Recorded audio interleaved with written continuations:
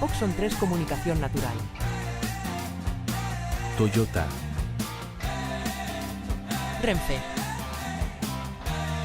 Nuevo Espacio Elite. San Miguel. Coca-Cola. Universidad de Oviedo. El Ayuntamiento de Gijón y el Gobierno del Principado de Asturias. Patrocinan la 38ª edición de la Semana Negra. Bueno, buenas tardes a todas, a todos. Presten mucha atención, porque estamos a punto de contarles una historia única, la historia de una mujer pionera, reconstruida a sí misma y que hizo leyenda. Y no se me confundan, no estamos en el ciclo Transgresoras de la Semana Negra, sino que estamos presentando un libro muy interesante. De Margarita Landi se han dicho, como saben, muchas cosas, pero desde luego ni son todas las que se deberían haber dicho, ni desde luego tan buenas como hubiera sido necesario. Ahora, a 20 años de su muerte, ella murió en el año 2004, en Asturias, por cierto, después de toda una vida de aventuras que a continuación vamos a desgranar. Javier Velasco Oliaga, a mi izquierda, y Maudi Ventosa, a mi derecha. ¿Cómo? No, buenas tardes. Ah, pensé que había dicho mal el apellido y que metí la pata. Ellos han querido narrar su biografía, la biografía de Margarita, que no era Landi, sino Verdugo realmente, en Margarita Landi, la rubia del velo y la pistola. Es un libro publicado por Alianza Editorial que nos cuenta la apasionante vida de Margarita Verdugo, a la que todos conocimos y conocemos como Margarita Landi, aunque creo que al inicio de su carrera la llegaron a llamar Inspector Pedrito. Ahora, si queréis, nos explicáis por qué, ¿no? Y además lo hace por medio de todos los casos criminales que ella cubrió para el caso. Alguno de ellos, por cierto, muy conocido aquí en Asturias y concretamente en Gijón. Maudi, Javier, el hilo para conectar todas estas historias, bueno, pues es un viaje que le hacéis dar a Margarita con un reportero más joven del caso, mientras van a cubrir ese famosísimo e importantísimo para la historia de España proceso de Burgos en 1970. ¿Por qué decidís coger esta historia como nexo, como el carrete en el cual se enrollan todos los demás hilos de la historia? Bueno, ese viaje ocurrió tal cual, lo contamos más o menos. Lo que pasa es que ya no ficcionamos, pero ella empieza a contar su vida que no la sabía nadie. O sea, sus compañeros del caso pues no sabían todas las vicisitudes y todo por donde había pasado. No sabían nada de su vida, de que se había casado, de que tenía un hijo, que vivía aquí, vivió casi toda su vida en Gijón. Y entonces ese nexo es el que utilizamos para que ella lo vaya contando todo en primera persona. Es como una novela también, biográfica, pero en primera persona. Y escogimos ese caso primero porque fue fundamental para la historia de España. Fue, digamos que, el fin de la dictadura y el comienzo de la apertura, ¿no? Porque en aquellos momentos a España hasta el Papa le recriminó aquella sentencia, que eran 7 penas de muerte, que luego subieron a 9. A 2 de ellos les tenían que haber matado 2 veces, pero afortunadamente no ocurrió así. Entonces fue un hecho muy importante para España en aquel tiempo. Y aprovechando eso es cuando en ese viaje donde ella cuenta a la ida y a la vuelta, pues cuenta toda su historia hasta ese momento. Sí, ese es un hecho que vertebra absolutamente la biografía, y entonces ella en ese viaje va contando pues todo lo que le había ocurrido primero, y después a la vuelta acaba también contando lo que le ocurrió después, hechos que hasta ahora no se habían contado nunca. Nosotros hemos estado en contacto con la familia. Tiene una nieta que vive aquí en Gijón y otra nieta que vive en Londres, y ellas nos han proporcionado un montón de documentación. Aparte de eso, hemos consultado muchísimos en la Hemeroteca de Madrid, encontramos muchas cosas, en la Biblioteca Nacional, en Interview, en la televisión. Hicimos una labor de investigación bastante importante, porque Margarita Landi era una mujer que siempre puso el foco en los demás, con lo cual nunca hablaba de sí misma. Consiguió ocultar prácticamente toda su vida, incluso a los más íntimos.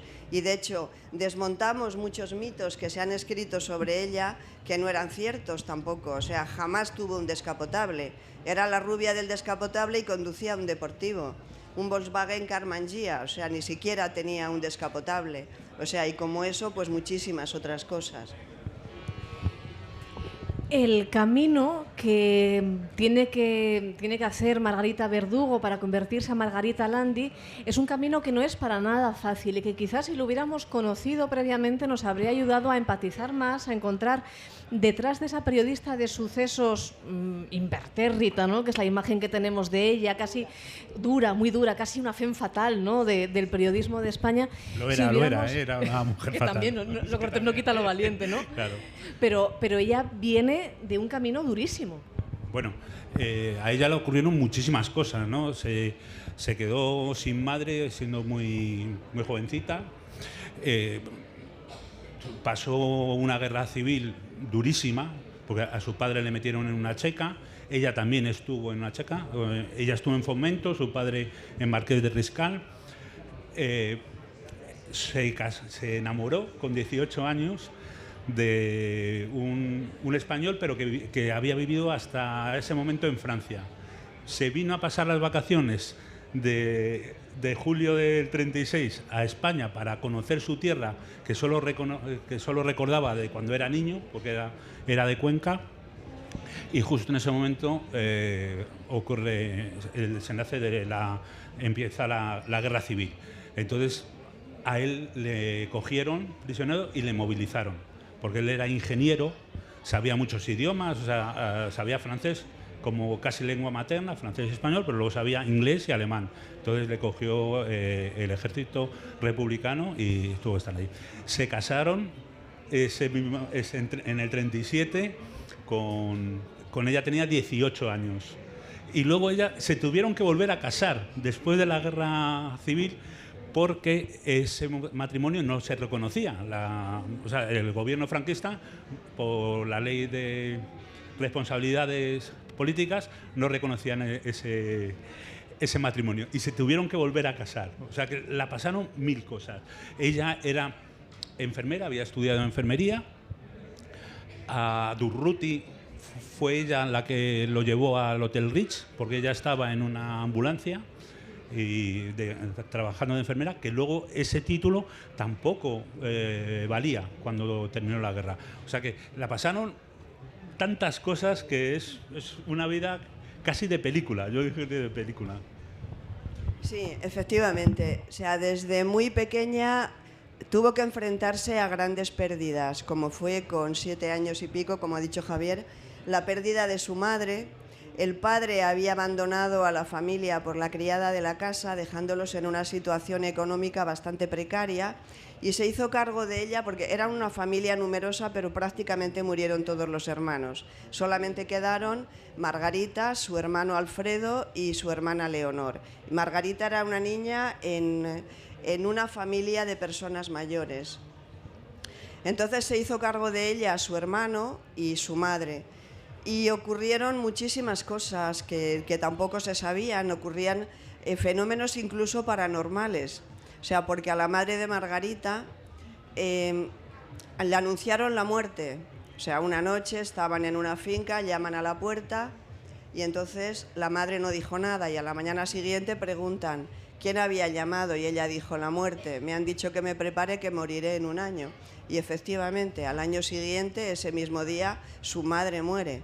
No es el único fenómeno paranormal también que le ocurre a Margarita Landi, porque ya al final de sus días había comprado un piso con su hijo Ángel Torres Tortajada en Madrid, y en ese piso se había suicidado un médico, por eso nadie quería vivir en ese piso. Bueno, pues ella vivía con el fantasma de ese médico, que cuando se dejaba el grifo abierto, alguien cerraba ese grifo, ella notaba la presencia cuando llegaba, o sea, con lo cual muchísimas cosas. O sea, contamos muchísimas anécdotas que son divertidas, pero que estas vicisitudes tan fuertes que ella tuvo que pasar fueron las que forjaron su carácter duro, independiente, porque ella desarrolló su tarea en un mundo de hombres. Cuando ella trabajaba en el caso, ninguna mujer trabajaba como ella. Ella fue la primera reportera de investigación criminal y seguramente la más importante en toda España. Y en estos momentos es la precursora del true crime, o sea, sin duda, sin duda. Como dice Javier, el true crime cañí, pero es la precursora del true crime. Es que ahora está muy de moda el true crime, pues muchos libros que escriben sobre algún crimen y tal, pero es que ella escribió sobre tantos crímenes que la decían, dice, esta semana vamos a hacer un crimen, o qué crimen vamos a hacer esta semana. Porque hay que recordar que en los tiempos del franquismo habían prohibido todas las publicaciones de sucesos. En el 36 las abolieron, las cerraron todas, las que había. Entonces, hasta en 1952 no hubo una revista o un periódico sobre sucesos. Y el franquismo no dejaba publicar nada más que un crimen a la semana. Lo que pasa es que Eugenio Suárez, que era el director del caso, era muy astuto, entonces hacía diferentes ediciones y si ocurría un crimen importante aquí en Asturias, pues en Asturias se vendía, salía en la portada ese crimen. Si en Madrid, pues era otro. Entonces era muy astuto, pero solamente se podía hacer uno. No fue hasta años más tarde, casi en los 60, un poco antes de la Ley de Fraga, donde dejaron 2 crímenes. O sea, 2 crímenes a la semana. Y luego ya con la ley de periodismo de Fraga, ya fue cuando ya se abrió la mano. Es verdad que El Caso fue un periódico absolutamente innovador, no solamente por retomar esa crónica negra, ¿no?, sino también por lo que comentas, que es el primero que se inventa las ediciones. Lo que tenemos hoy en día de, por ejemplo, aquí en Asturias, edición Gijón, edición Oviedo, eso ya existía con el Caso. Eugenio Suárez, que también es un personaje que está muy vinculado aquí a Asturias, al final acabamos confluyendo todos aquí. Bueno, es que falleció también aquí. Falleció también como aquí. Margarita Landi, que ella falleció en la residencia de ancianos de Alandi, aquí muy cerca de Gijón. Sí, y él falleció además, bueno, un poquito después, sobre 2015, 2016, también aquí en Asturias. Él es el que descubre a Margarita, sí, y la descubre en el sitio más insospechado para descubrir a una periodista de sucesos, que es en una revista de moda. Sí. Efectivamente. Bueno, Margarita, cuando ocurrieron muchísimas cosas, ¿vale? Se casó, su marido, bueno, se pasaron de bando durante la Guerra Civil, él vuelve a estar investigado, ella también, y bueno, después de muchas cosas, el marido enferma de tuberculosis cavernaria en ambos pulmones.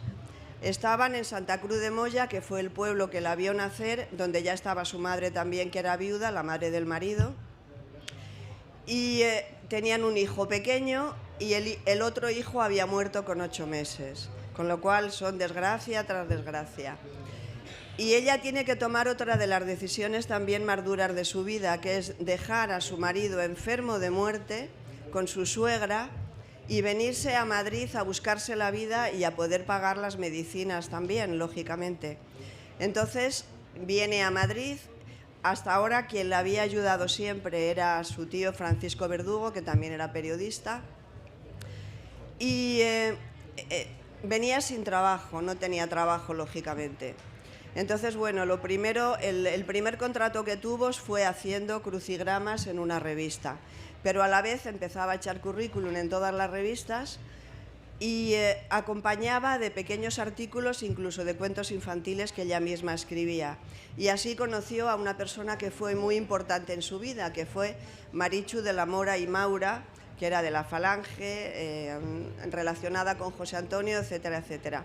Y entonces hacían una revista de ecos de sociedad, o sea, un lecturas avanzado, que era la moda de España. Y allí empezó a trabajar Margarita Landi. Entonces ocurrió un robo en casa de la marquesa de Manzanedo y esa investigación la llevaba la Brigada de Investigación Criminal, la BIC, que estaba en la calle Correos número 2 de Madrid. Y entonces, bueno, pues ella se puso en contacto con la BIC, estaba investigando qué es lo que había ocurrido, todo eso, y escribió el artículo. Y Eugenio Suárez, que también andaba por allí, fue cuando fichó a Margarita Landi. Desde entonces estuvo trabajando, compaginando, trabajar para Eugenio Suárez y a la vez también seguía trabajando en la moda de España, hasta que tuvo que decidir, lógicamente no podía ya hacer las dos cosas, y se quedó con el caso. 35 años como investigadora criminal. A lo largo de esos 35 años que comentas, Maudí, bueno, fueron innumerables los crímenes que cubrió. 4 de ellos, o por lo menos 4 son los que se incluyen en el libro, fueron aquí en Asturias. Uno de ellos, el famosísimo caso de Rambal, en 1976, aquí en Gijón, pero previamente el del Piqui en Oviedo, ese creo que fue el primero, ¿no? Sí. Que cubre la desaparición de Santiago Yáñez, el niño de Ibias, etcétera. Y eso, bueno, pues ella no lo sabía, pero iba a ser el principio de una gran relación con Asturias, que luego vino por otro lado, ¿no? Pero que ahí la tenemos. Es que con Asturias ha tenido una relación muy fuerte, porque su hijo vivió aquí en Gijón toda su vida. De hecho, era marino y estaba con un ahijado de Margarita, que era el que hacía las veces de padre, porque ella estaba viajando, o sea, viajaba por toda España, como tú dices. Pues ya esto que tú dices, lo que ocurrió aquí en Gijón, pues con Rambal, pues fue en el 76, creo recordar, ¿no? Entonces ya estaba mayor, pero anteriormente con el niño pequeño lo dejaba aquí en Gijón, en un colegio interno, y ella iba por todo el mundo. Por todo el mundo me refiero porque también estuvo 4 años viviendo en Panamá, pero se recorría toda la geografía española haciendo, como decía ella, un crimen casi todas las semanas, ¿no? Entonces, al principio, en los años 50, pues iba en tren, o ella lo cuenta, dice, aquellos asientos de madera de lamas que dejaban el trasero a rayas, todo eso, en autobuses, en moto, o sea, en algún sitio de moto. Y el que tú dices que ocurrió aquí, también cerca de Oviedo, en los montes de Asturias, pues tuvo que subir en burro. O sea, que subía en muchos sitios, iba en burro. O sea, no se detenía ante nada. Cualquier cosa que tuviese que cubrir, lo cubría.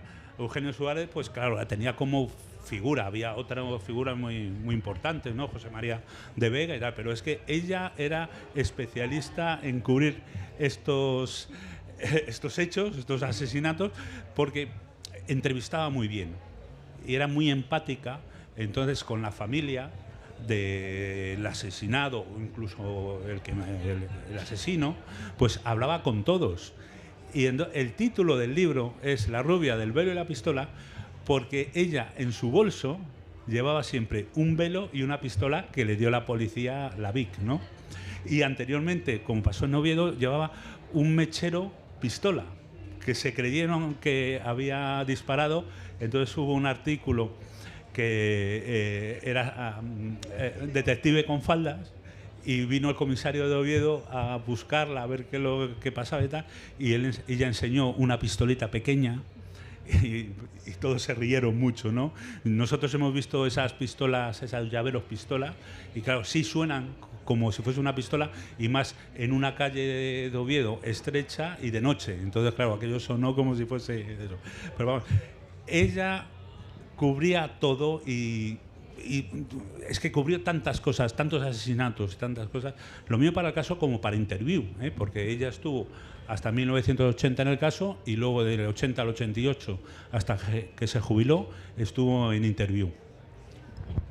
Hay varios elementos que son como muy paradigmáticos de Margarita Landi.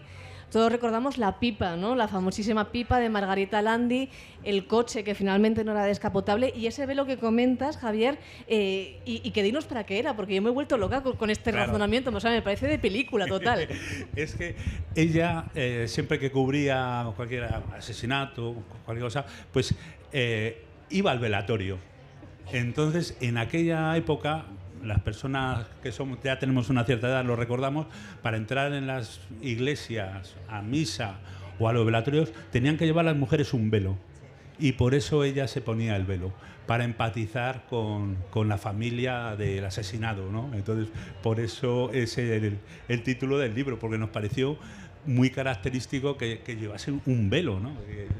Cosa que ahora no nos hacemos idea de eso. Los que vivimos ese tiempo, sí. Yo recuerdo a mi madre cuando iba a misa que se ponían el velo y todo eso, pero la gente joven no sabía estas cosas. Margarita es en vuestra novela, o por lo menos eso a mí me dio la sensación, ¿no? Claro, vosotros utilizáis la primera persona, la hacéis hablar y además ponéis ese personaje del compañero un poco para que le haga el pique, para que le haga el contrapunto y le fastidie ahí donde más le duele, ¿no? Porque era un personaje, bueno, un poco contradictorio, pero quizás contradictorio porque la vida la había hecho sobrevivir y eso nos hace contradictorios, ¿no? Ella, aparte del caso, ella es una mujer adelantada a su tiempo, por otro lado, políticamente más bien conservadora, que, como decías antes, se había casado 2 veces con el mismo hombre, pero 2 veces muy jovencita, pero que al mismo tiempo tenía un libro en el que recomendaba a las jóvenes no casarse pronto. Sí. Es más, bueno, tuvo incluso un consultorio sentimental, o sea que no solamente existía el consultorio de la señorita Francis, también existía las cartas a Betty. Y claro, por supuesto, a Peggy. Por supuesto, Peggy también era Margarita Landi. Luego, más adelante, cuando vino de Panamá, tuvo también otro consultorio que también era desconocido. Lo encontramos por casualidad, porque acompañaba a los españoles que emigraban a Alemania. Entonces hizo uno de los viajes con aquellos españoles, sufrió como ellos sufrían y a la vuelta creó un consultorio para ayudarles con la documentación que tenían que llevar, todo eso. Entonces, bueno, en el libro lo que hemos también querido ha sido conservar el tono irónico, novelesco que ella utilizaba en todos los artículos que escribía. Nos hemos divertido mucho haciéndolo, de verdad. Entonces, bueno, encontramos joyas como los consejos que ella daba, que eran, bueno, de la sección femenina. Ahora mismo las mujeres leemos eso y nos abrimos las carnes, de verdad, porque es increíble las cosas que decía de cómo atender al marido y todo eso, que chocaba totalmente con lo que ella hacía y con la vida que llevaba, que no tenía nada que ver. Ella era una mujer totalmente independiente y luego, pues nada, o sea, un paso por detrás del marido, hazle la cena, entonces te reías, claro. O sea, que era una mujer con, no digo contradicciones, pero que se adaptó al momento que tenía que vivir, sobrevivió como nadie. Era una luchadora incansable, infatigable. De hecho, sus compañeros se reían muchas veces porque decían: Margarita llega al crimen antes de que se cometa, o sea, no corras tanto que el crimen va a ser mañana, o sea, llegaba antes de que se cometiera el asesinato, se reían. Bueno, pero ella tenía también como un sexto sentido, ¿no? Tiene algún escrito suyo que dice que cuando hay luna llena se va a cometer algo. Entonces, la luna de sangre la llamaba. Entonces, ella ya sabía, dice, no sé lo que va a pasar, pero va a haber algún asesinato. O sea que era también un poco intuitiva también en estas cosas. Sí, lo que hemos intentado también, perdona que no te estoy dejando hablar, pero es que se nos va el tiempo, es introducir en el libro crímenes distintos. O sea, hay crímenes pasionales, decía que no se mataba igual en Asturias que donde hace mucho calor, en Valencia o en Andalucía, que son crímenes más pasionales. Aquí, por ejemplo, las hierbas creo que se dan muy bien, y con hierbas las mujeres matan muy bien, decía ella, que eran más sutiles, ¿no? Los hombres son más brutos, pero las mujeres más sutiles.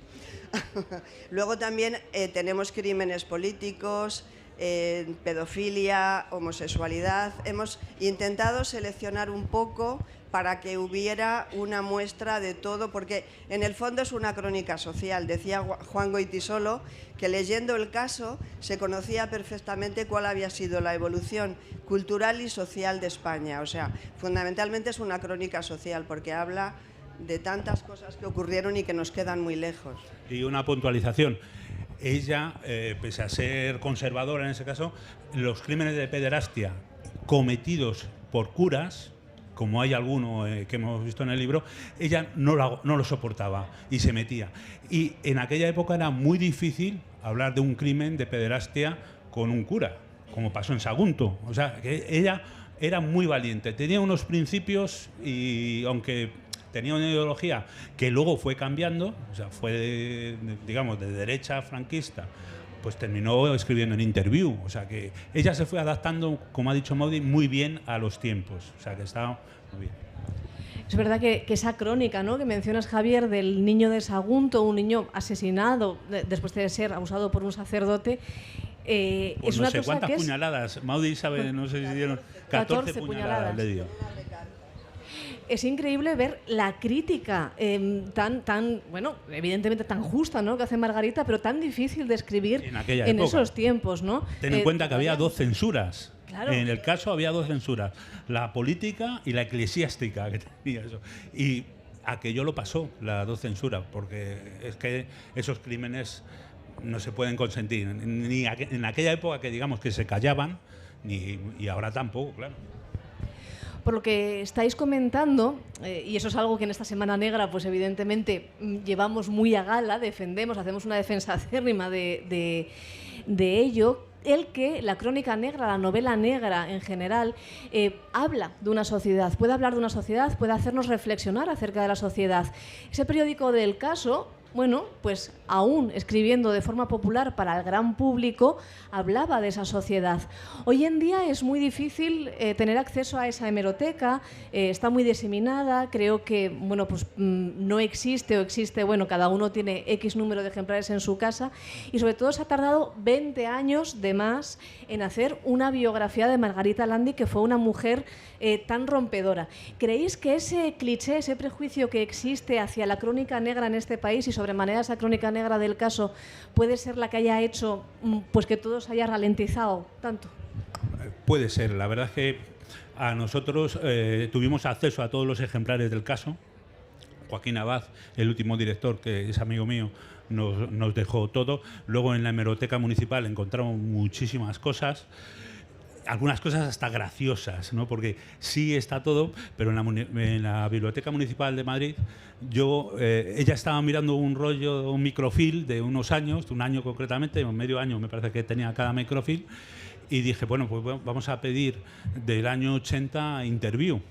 Y fui y se lo dije a la directora, les dije, pues mira, necesitamos el interview de 1980. Y dice, no, lo hemos tenido que retirar.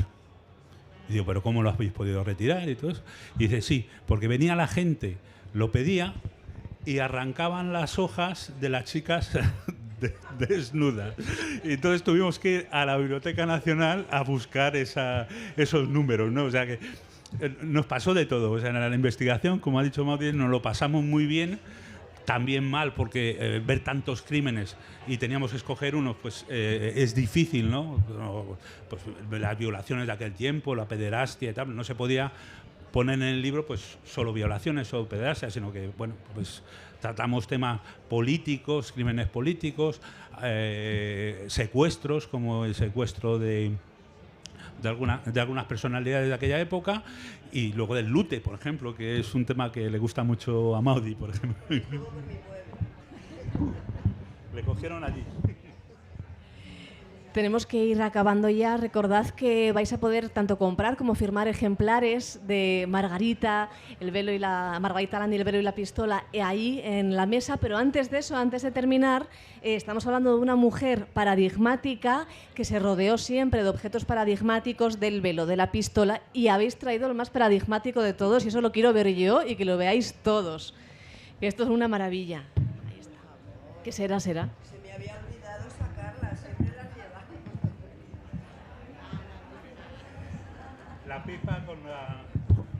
La pipa con la que ella siempre estaba fumando desde niña. O sea, esto lo fumó con 8 años, estaba fumando porque su padre lo hacía. Entonces, ella salía mucho en televisión, salió en Telemadrid, en Televisión Española con Mis crímenes favoritos y en otras televisiones autonómicas, y ella siempre salía con su pipa, con esa pipa, que en aquellos años era también, digamos, un poco extraño, ¿no? La pipa de Margarita Landi, y aquí tenéis a Maudi y a Javier, que también nos han contado su historia, una historia que merece la pena conocer. Muchas gracias.